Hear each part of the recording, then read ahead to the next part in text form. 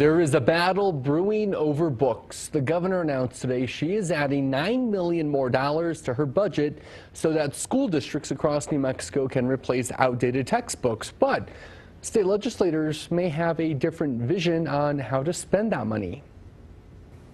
Let's face it, history is rewritten every day, and in a decade, what's printed in a book could be old, even irrelevant news. We're comparing what the legislature has proposed and what the governor has proposed, and it is quite significantly different when it comes to textbooks, because there's a lack of understanding of how important it is that we don't give kids books that are 3 decades old. The governor's budget adds $9 million more compared to last year for replacing old textbooks across the state.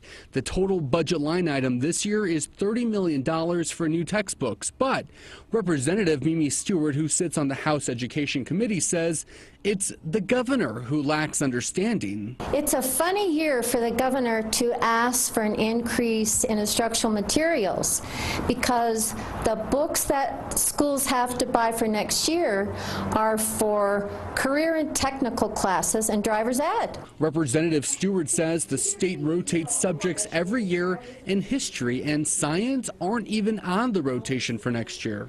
I wish she had increased it last year when it was math, and the years before that in reading.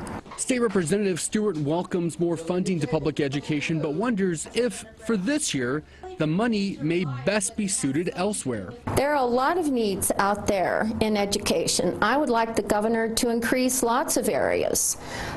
It's just an odd thing to do it this year when what we need for textbooks is lower than any of the previous 4 years. We have a lot of priorities in education.